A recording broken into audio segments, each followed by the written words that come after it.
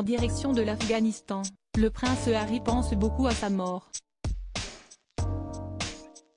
Lui qui a vécu celle de sa mère, la princesse Lady Diana, des années plus tôt, s'interroge.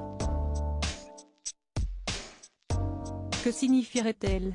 Est-ce que ça m'importerait? J'ai essayé de visualiser mes funérailles, confie-t-il dans ses mémoires intitulées Le Suppléant, publiées le 10 janvier dernier aux éditions Fayard.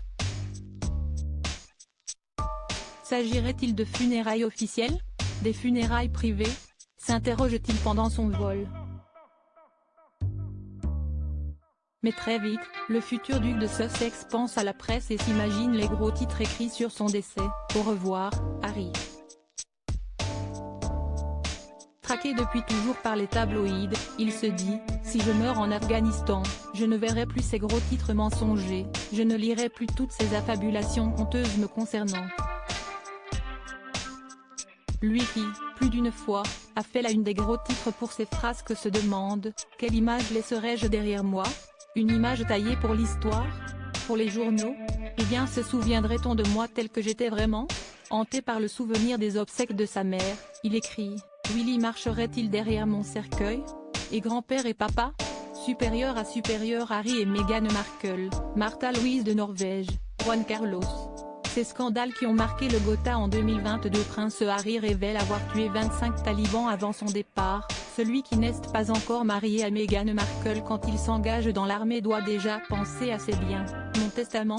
Ah bon? S'il lui arrivait quelque chose sur le terrain, il fallait que le palais sache ce que je voulais qu'on fasse de mes quelques possessions, et où je souhaitais être inhumé. Autant de questions pour lesquelles le prince Harry n'a pas toujours trouvé les réponses. Et des années plus tard, il révèle dans ses mémoires avoir tué 25 personnes. Ce n'est pas un chiffre qui me remplit de satisfaction, mais il ne me gêne pas non plus, confesse le père d'Archie et Lilibet Diana dans ses mémoires.